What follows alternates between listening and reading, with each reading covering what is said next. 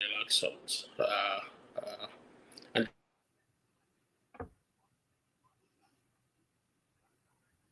Are you there?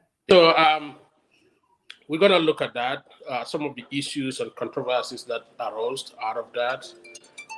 We will also briefly look at Sabally's case with the IEC, and then some connected issues to that, like the broader UDP campaign. And well, should I even say campaign? I haven't seen much of them on the campaign trail yet.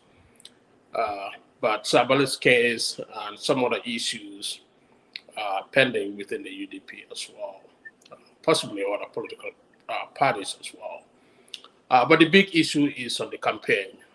We all know that President Barrow is on the roads, mostly in the rural area, in the provinces, I would say, campaigning for his NPP candidates. And the big issue in the campaign for Barrow is, or they call it the trip around the country as a thank you trip, and also to campaign. Campaigning, they put it like a secondary issue, but the primary focus of the trip is to thank people for the landslide victory that Barrow enjoyed in the December 2021 presidential elections. But nonetheless, it is a campaign for the NPP candidates. And Barrow, the big theme is that he wants the electorate to give him the candidates, National Assembly members that he can work with, according to him. But what is also apparent in the discussions on the campaign trail is that, Dr. Conte, there seems to be an insurgency of independent candidates within the NPP. It looks like in a number of places where NPP came up with a particular candidate, the other candidates that were not selected flip over to run as an independent challenger to the NPP. So there has been quite a bit of focus on that, trying to dissuade, trying to talk those people, sometimes even coerce them into giving up and supporting the selected named candidates for NPP. So that quite came out very clearly that there is an internal, some sort of an internal insurgency within the NPP with regards to National Assembly candidates that wanted to run on the NPP ticket, but they were not selected. And if you look at their stop in Kaur, where former presidential hopeful and a participant in the December 2016, I believe 2016, foiled coup attempt by a group, that included some Gambians from the U.S. Papa Fall was one of them, and he was a presidential hopeful in December 2021, and eventually could not run because of technicalities that IEC identified. He spoke there extensively in Kaur, and one of the things he pointed out was that the NPP candidate who was trying to challenge NPP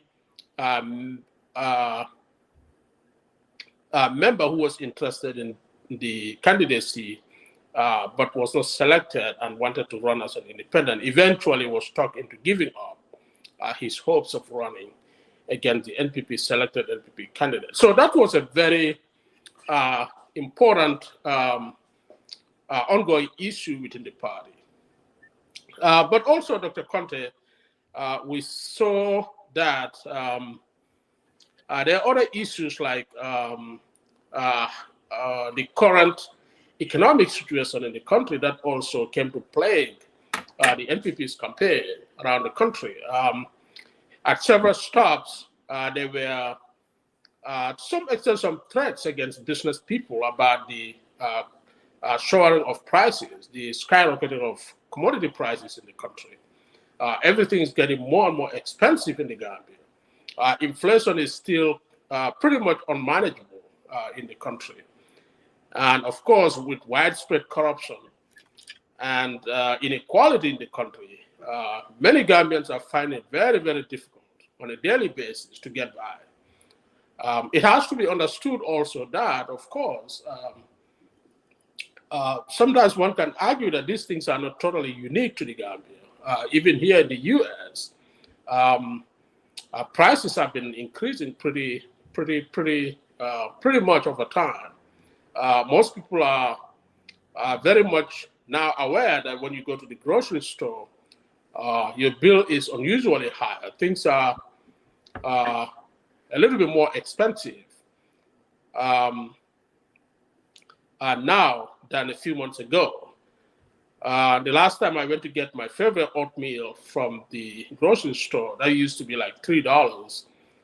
It's almost like $4.50 now. So we are all a little bit aware of these things.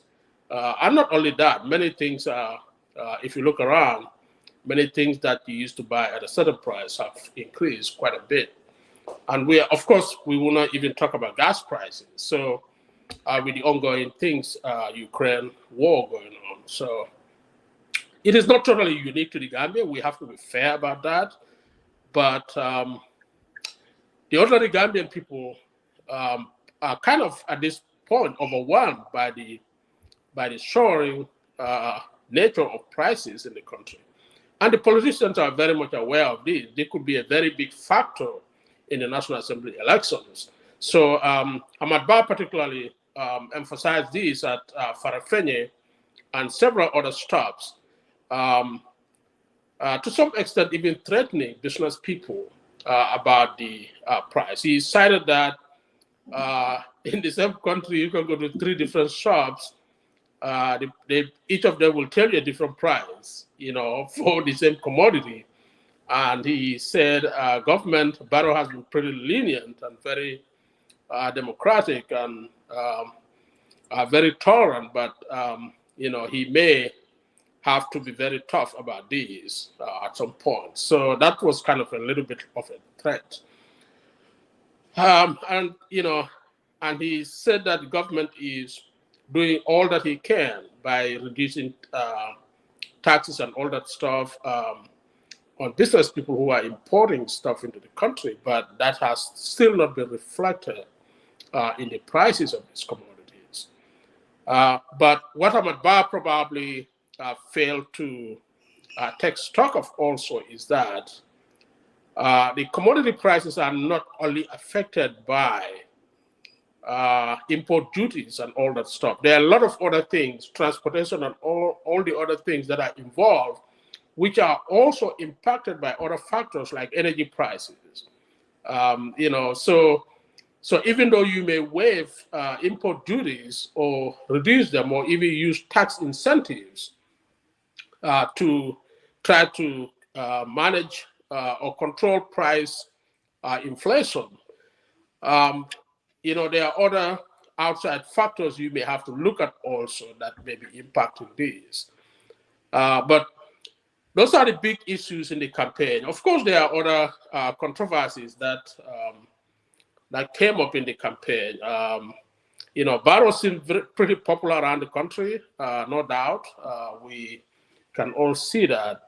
And the incumbency factor here is very prominent also, Dr. Conte. Barrow has unlimited resources and is campaigning very hard for his National Assembly members, candidates. I would call them at this stage. They're not elected yet.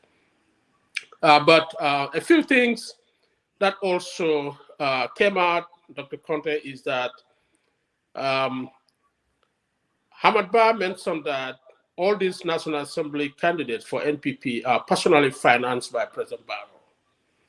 And to me, that was very controversial. The president campaigning for them is okay. That is permitted in all democratic countries. The president can go around campaigning for his candidates that will support his agenda in the National Assembly. That's perfectly fine. But if the president is personally financing them, that seems to be a little bit of a challenge to the actual independence of the National Assembly as an oversight authority over the executive. So Barrow financing them kind of is quite controversial, and it might be potentially illegal under campaign laws. I'm not familiar with Gambia's campaign laws, but we are trying to figure out what our campaign laws should be, how to devise a proper system that will ensure proper campaign financing and campaign ethics. So I would propose that future campaign laws and campaign ethics would outlaw the president personally dipping his hand into his pocket and financing National Assembly members. There should be proper ways of raising funds than the president financing them, because it's kind of like the president is buying them, you know. And one of the reasons some of these National Assembly candidates are still surviving also is that they have switched their loyalty from UDP to President Barrow, and they've been receiving a brown envelope from them, allegedly by, over all these 5 years. So their loyalty has been pretty much compromised. Their loyalty to the state and to their oath of office as an oversight body has been pretty much compromised by that occasion. So that's one of the other controversies that came out. Hamad Bah made this claim on the campaign trail. So I think these are issues that Gambians have to grapple with to figure out what is ethical and what is proper campaign finance in the country. Dr. Conte, before I go deep into this, I'll let you put your observations on what do you think about the ongoing campaign around the country, mostly by NPP, because I have not really seen much of UDP as yet. UDP is struggling with other issues. We'll come to that when we come to Sabally's issue. But another thing that came out also, I'll quickly say that in passing, Dr. Conte. Barrow seemed to be very emboldened, on this campaign trail. He's no doubt he's a very eloquent speaker now. He has learned the trade very, very well. But somewhere I think it was in Bassi when he was speaking, he called the other opposition parties. I know mostly he was trying to talk about UDP, but he also mentioned, along with UDP, he also mentioned DDC, DOI, and all the other political parties, and he lumped them all together as UFU and Yafa, something like that. So, and I thought that was very disrespectful. These parties may not have won the elections, but no doubt they all contributed very immensely to the Gambia's political development. We still need to be respectful of our colleagues, even though they are opponents. Especially, I might say this about DOI. I don't know too much about DDC, and I'm a big critic of UDP. So let me just say this about DOI particularly has not been very lucky with elections. But, I remember in the 80s, Dr. Conde, in the late 80s, when DOI came on stage, even into the 90s, everybody in the Gambia used to say that even though these people, if we are lucky to have only one of them in the National Assembly, we would see a lot of changes in the country. And it's been many years, but now we have 5 of them in the National Assembly, including both Sidi and Halifa. So, and since then, so much has happened. We know Halifa was the first politician who has been advocating for an independent electoral body in the country. The videos are still out there. And those things have come to pass. Khalifa's main involvement in politics, according to him, is to see a sovereign Gambian who will look at his own interests and the interests of his children and to vote based on that and be able to change the government through the ballot box. That has been his rallying cry all this time. And we have come to that. That has come to pass also. So I'm not surprised Khalifa can hang up his political coat, and retire from politics and be contented that some of the key things he stood for have come to pass, have come to see the light of day. So you cannot turn around and call those people Yufu and Yafa. I know what Barrow means. He was trying to make a political statement, that will resonate with the people who were around him. But at some point, we have to be respectful. We can disagree over points, over facts. We can disagree over, policy and all that stuff. But we still have to be respectful of our competitors and our opponents in politics. We all have one goal: to improve the condition in the Gambia, in the country, right? So we need to say, and that goes to, I will also talk about this later when we come to Sabally's case. That goes to the issue that whether at some point where our political leaders need to consider retirement from politics. I'll come to talk about that and talk briefly about both Khalifa and Lawyer Dabo about this. Dr. Conta. Well, thank you very much, Mr. Jatta. In the Gambia, I think we're just repeating the same thing that occurred under Sadada's government, whereby we had several fragmented political parties and independents. And now everyone is saying, if I don't win, let all of us lose. And because I can go back to Sabal's case, I haven't heard any pronouncements from any of the political parties condemning what happened to Sabally. And it was UDP, National Assembly, that voted to allocate funds to the president. And now the president is using those funds to benefit himself. No one is talking again. DOI, UDP, GDC, GMC, you name it. None of them has questioned where Barrow got the money from to provide $450,000 to each of the candidates. The money, did it come from our coffers? And if it did, was it approved by the National Assembly? What is IEC's role in interpreting the constitutionality of the president personally financing NPP candidates? The presidential election is over, but we cannot have a president who wants to control the National Assembly. I am really disappointed about the candidates that they nominated for NPP, who, in my view, 98% of them cannot articulate what needs to be done in our country. We cannot be a National Assembly, or we cannot have a National Assembly that's going to rubber stamp every expenditure that the president calls for. We have what I still don't understand. Someone help me.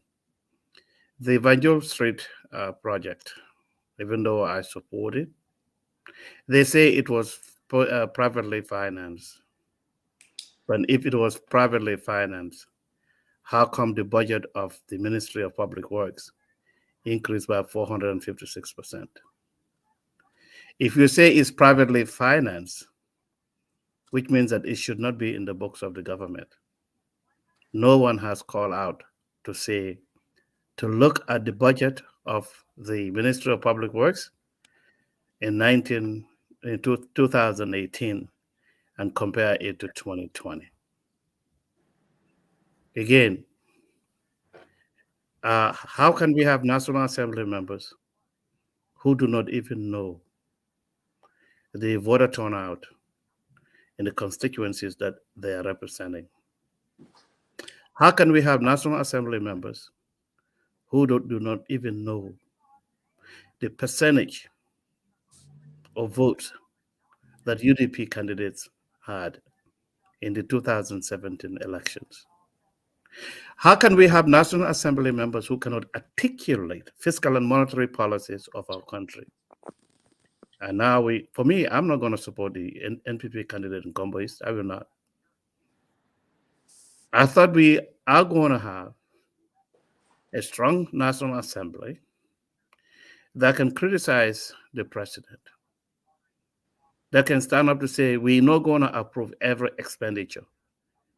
Because if we increase expenditure, we are denying other outlays that we need to do in our country. In the Gambia, our budget, 47% of our budget is subsidized externally. In the Gambia, we never had any fiscal surplus. We had continuous deficit. And the deficit, how do we get to the deficit? Fiscal deficit, a lot of, I don't even think the president's office even knows how to compute a fiscal deficit of a country or the Gambia, meaning taking the domestic tax and non-tax revenue and adding the program and project grants. That will give you the total revenues.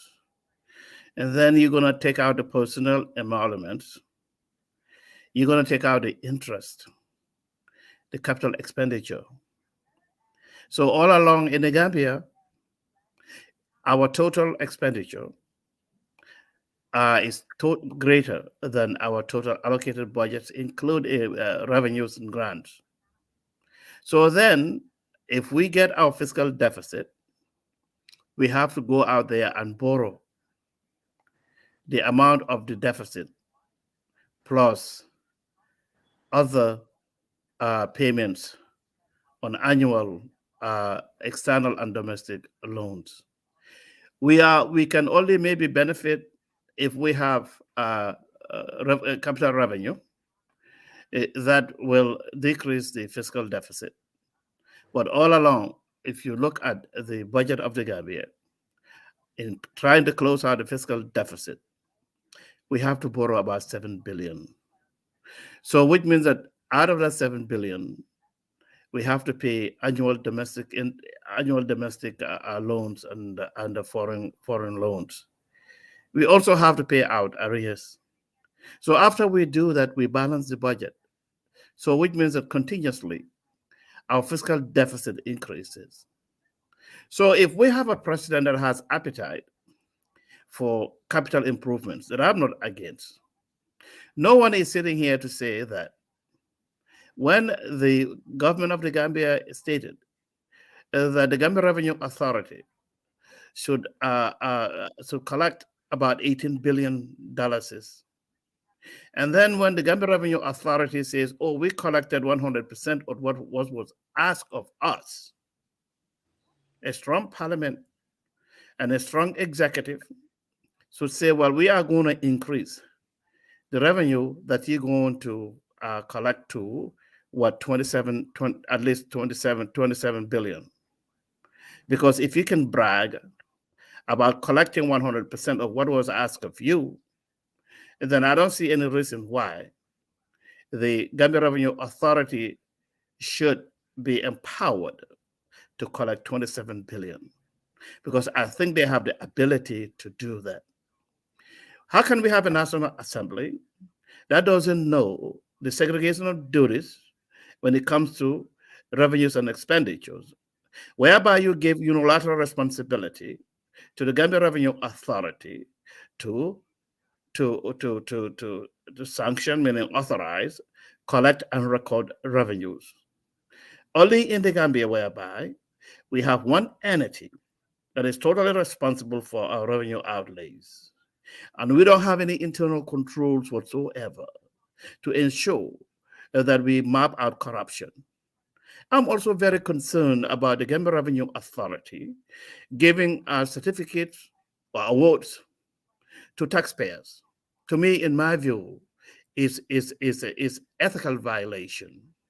Why are you going out there bragging to say that this agency is a champion of paying taxes when we all know that it is their responsibility?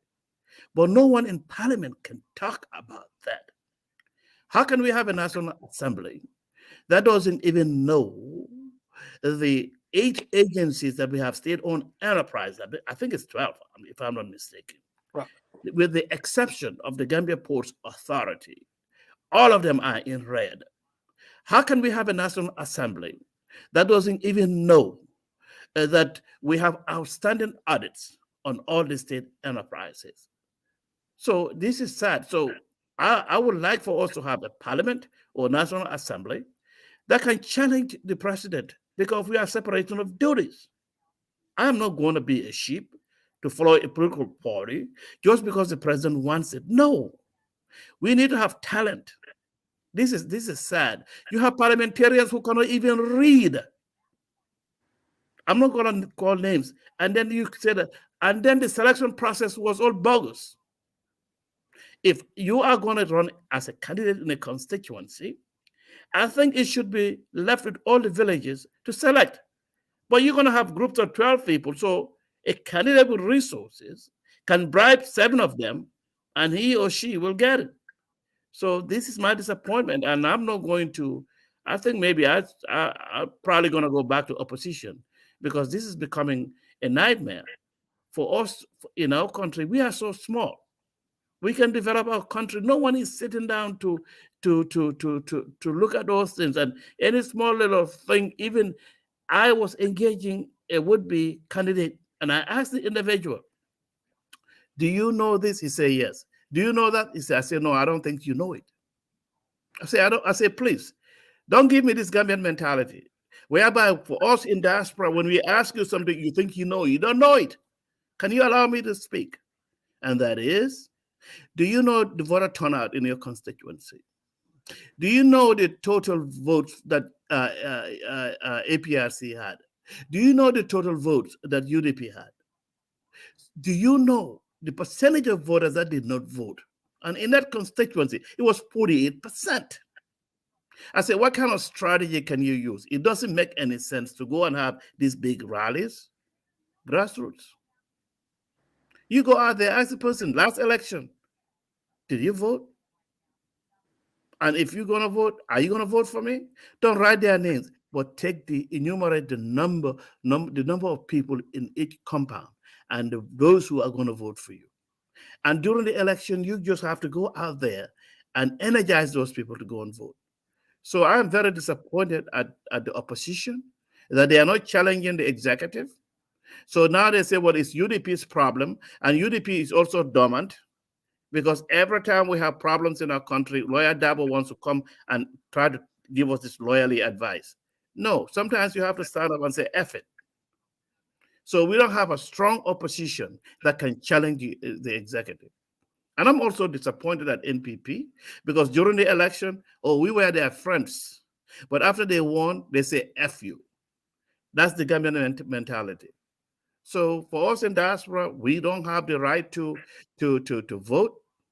So how can I support a political party that cannot promise me that Gambians who are in diaspora can vote, that Gambians who are in diaspora can go and run for election? In Sierra Leone, you can do it. Yeah. But in the Gambia, you cannot say dual citizenship. That's selfishness. And without us in diaspora, how much do we contribute? 27%, more than 27% to our GDP. But are they going to listen to us? No, they are not. But they only care about our money. So my advice to each and every one of you, take care, because I got a friend who actually came back from Gambia, and he told me he has regretted why he even spent all that money to build his houses in the Gambia. I said, why are you saying that? He said, the Gambia is not going forward. The Gambia is going backward. This is an independent person who did not support Barrow, did not support UDP. He was totally independent, but that was his observation. He said pollution is so bad in the urban area. And every small little time you talk about bringing something, take it to Bruford. I said, well, that place is congested to the max. Why can't we? What I don't understand, I'm going to go back to, because I don't think we talk about price increases. Prices will increase when we only depend on Banjul as a port. Most of the ships stay there for a month. So now you tell me, if I am the captain of a ship and I'm supposed to drop goods in a vicinity, but I have to sit there a month, am I not going to charge them? So therefore, the price increases are nothing but the Gambia Ports Authority and the government not having the vision to say that we have a place outside, opposite there. Or if not, why can't they put it in Tangier? But why do we have to have everything in Banjul? When you know that Banjul is only one way. In the event of a disaster, there is no way anyone can go into Banjul. So these are things that will continue. These are things that will continue to affect our productivity, and Senegal is taking advantage of our weakness and the foresight that we're supposed to have. So the Gambia, to me, in my view, is regressing. Gambia is not going forward. Thank you, Dr. Conte. Thank you very much for that observations. I'm going to say this pretty quickly. There seems to be two contending issues concerning the National Assembly. One can understand that Barrow or any president would be interested in controlling the National Assembly, having the majority of the members from his party that can support his agenda. That is well and fine. But the National Assembly also needs to be able to stand up for the constitutional, for their constitutional mandate to be an oversight body that can scrutinize the executive and the judiciary in a system of checks and balances in order to maintain our democracy. They need to be fiercely committed to that. But it looks like in the Gambia, even though we talk about quality people in the National Assembly, it looks like the current campaign is focused on getting members that will pretty much rubber stamp the president's agenda. And that speaks to the quality of many of them, like you said. And I think partly to resolve that, the IEC needs to be empowered. I don't know currently if they have those powers, but at some point they need to be empowered to specify how these political parties can select their candidates, because a lot of these candidates are selected behind in the back doors, and then shoved down the throats of the electorates. The political party selects, in pretty much in a non-democratic way, and then decide who they want to represent them, and then they take him to the electorates who rubber stamp them pretty much. So there probably needs to be some kind of contention within the political parties to see which candidate emerges, which candidate gets the support of the people. And that is why NPP particularly is trying to coerce some of the independent insurgent candidates who want to challenge the NPP selected candidates, because some of these insurgent candidates are pretty popular in their communities. And if you go to any primary election system, they probably would prevail over the candidates that NPP ended up selecting. So I think the National Assembly, the IEC probably needs to look at that in the future. And also the campaign that Barrow is waging, that tying development to the choice of the National Assembly candidate, National Assembly member that ends up being elected, telling the constituencies that if they want him to develop their communities, they need to select somebody he can work with, meaning an NPP candidate. Um, I think we need to move away from that kind of politics. Whether a region gets development or not should not be contingent on their choice of a National Assembly member. In fact, I once wrote to the coalition government about this, Dr. Conte. I was trying to tell them about the idea of decentralizing development. Allocating a specific fund to every region, every governor, every region to manage their own development projects, to attract development to their constituencies, to compete among themselves for development projects, and investment, to be more semi-autonomic, in their economic and development process. But it looks like what we have is kind of moving away from all of that. So that is it's going to be a continued challenge in the country, but we'll see how all of this plays out in the coming years, probably after I don't think it's going to be resolved in this election cycle, but hopefully in the future elections we might be able to get some improvement on some of these things. Dr. Conte, anything else on this campaign map? Yeah, I'm glad I know that I may be adding some stuff that may not be related. But when you talk about decentralization, the mayor of Banjul, Law, he said that 72% of the compound owners they have not paid their taxes. And she said that also the city council is not empowered to hire anyone. I don't get it.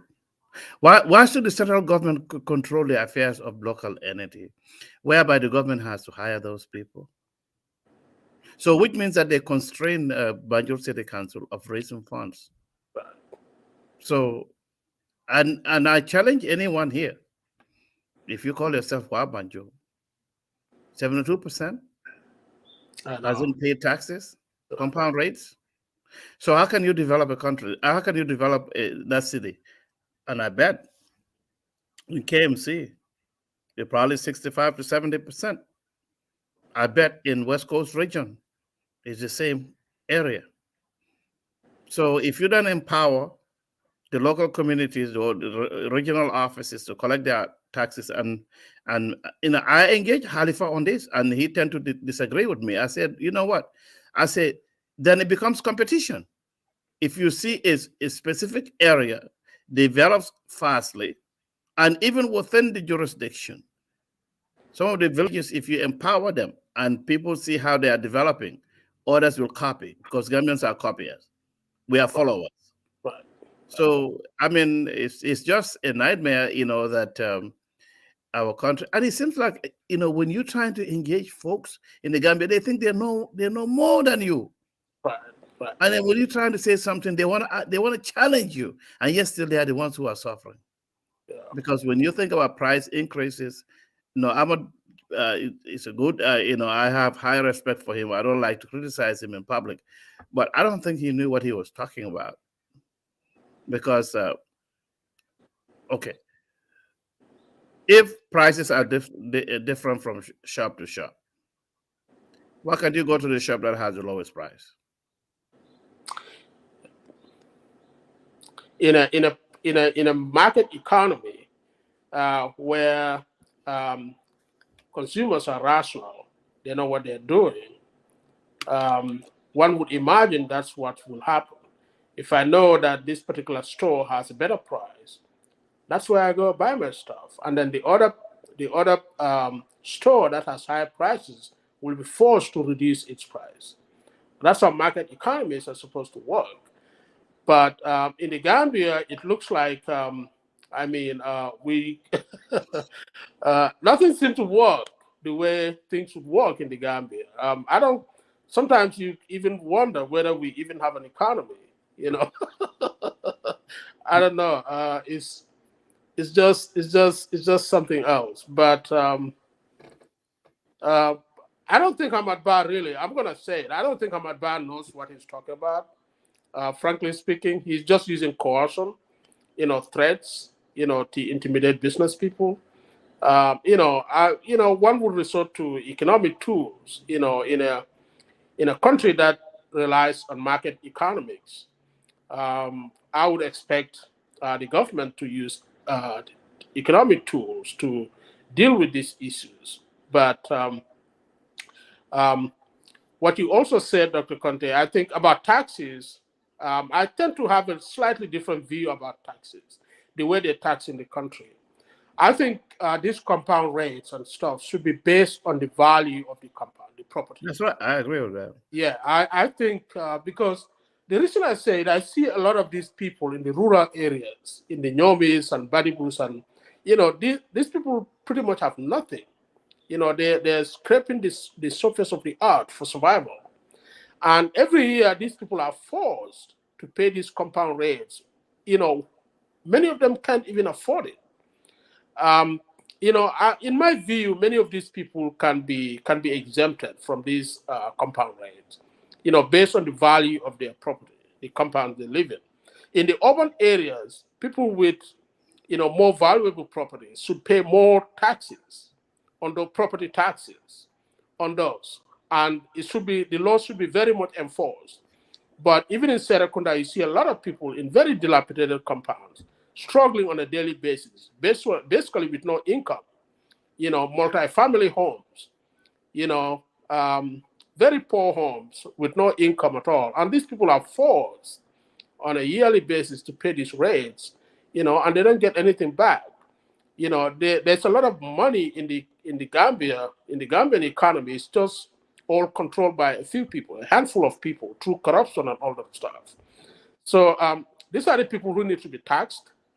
That's what I would advocate for. I would recommend high taxes for people with higher income and people with more valuable properties, and distribute that money to take care of other people who are not so, who do not make money, who are constrained in the economy, especially the people in the rural areas, and create development for them. Um, but yeah, that is a very good point. Dr. Conte, without much ado, I think we can move on to briefly, and that should be a very brief area, talk about Sabally's case and the other issues that may be connected to that. Okay. Dr. Conte, Sabally was rejected by the IEC. His nomination was rejected. We all know that. And then he appealed that process, and the IEC affirmed their rejection of his nomination and basically dismissed his appeal. And then he went to the High Court and filed what many people call an export order to for the court to invalidate or set aside IEC's ruling of his rejection of his nomination. What the court did last week is to move away from a total invalidation of his rejection, but to allow him to file a suit and to hear the case. So I think he was ordered to uh, to um, to sue the IEC, to proceed with his suit and serve a process on IEC and the other parties in the case, so that the case is going to be heard. And I understand that the matter was to be mentioned in the court. I think it was last Friday, but I haven't had much development on how the matter went. But it was supposed to be mentioned hard in the courts. Nonetheless, I think UDP went ahead and selected a backup candidate just in case Sabally's candidature fails completely. And Sabally is on the campaign trail. I saw him campaigning in Busumbala sometime last week. With a very limited crowd, though. I don't think the one I saw, he wasn't pulling a lot of crowds. But a group of young people also, just a handful of them, showed up at the IEC, I think, trying to make a noise about the rejection of Sabally's candidature. Views are divided on Sabally's case. My view is that Sabally is lawfully barred from running. He was mentioned. Mentioned adversely by Commission of Inquiry. That is the bar in the Constitution to be disallowed for running as office. One can challenge that whole process, that the Commission report is not a final document that can be enforced. One can challenge it based on that, rightfully. But I think the IEC, based on the laws and their powers, made the right decision to right call in that case. But we'll see how it plays out. Sabally could be a valuable person in the National Assembly. I tend to believe that he will be very he'll be a resisting force, to say the least, in the National Assembly. Basically, a big challenger to Barrow's agenda if he succeeds to go in there. But we will see how that works out. The other thing I wanted to say while we are talking about Sabally's case is the interview that UDP party leader gave to the Standard newspaper, Lawyer Dabo, a few days ago. In that interview, I was particularly interested in one issue, particularly in that interview when Mr. Dabo was asked about the succession in the party, how UDP is going to move on and succeed, and have a different party leader succeed Mr. Dabo himself. And Dabo's response was that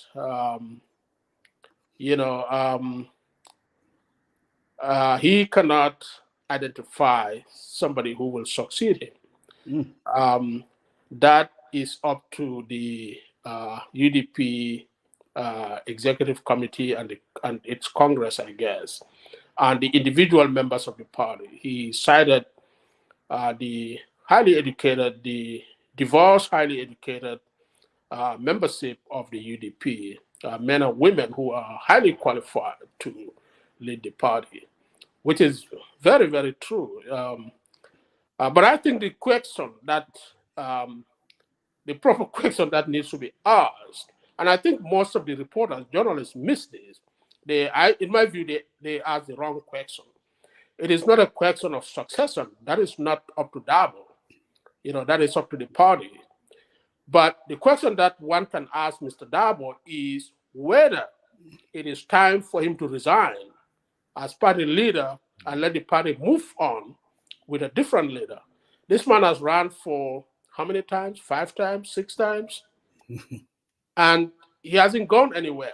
Isn't it time, like what Khalifa does, resign, and let somebody else lead the party? That is what is democratic. That's what happened in democracies. If you try, to move your party forward, you try several runs, you couldn't get anywhere. You don't hold the party at ransom. You don't keep the party stuck in one place. You resign. You don't have to resign from the party. You resign from the party leadership and let somebody different, come in and, move the party forward from where it is stuck. That's what happens in all, viable, democracies. And that is what the question is. And unfortunately, the reporters don't hammer this properly, and then Dabo evades the question, and make it like a party, a choice for the party to make, not him. But, the question should be, isn't it time for him to resign like Khalifa did and let somebody else take this party forward? That is the question, and I hope at some point UDP will confront this issue and find a way to move their party forward. And this Dr. Conte came up in the campaign also. Barrow is becoming very emboldened. I said earlier that he made a statement about opposition political parties that seemed to me very disrespectful. And he also said to the crowd I think it was still in Basse or somewhere in Lower Nyomi or so.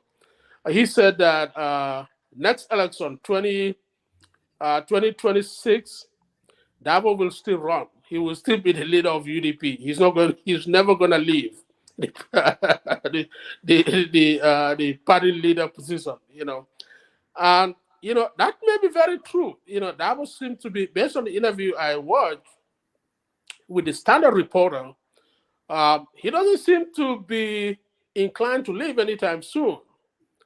And so Barrow may be very right, about that that proclamation.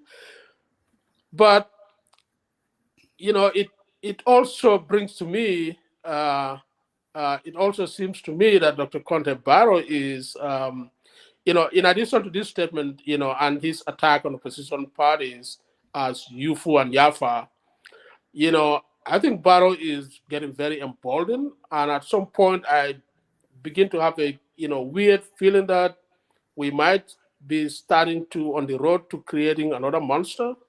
Are we? Gambian.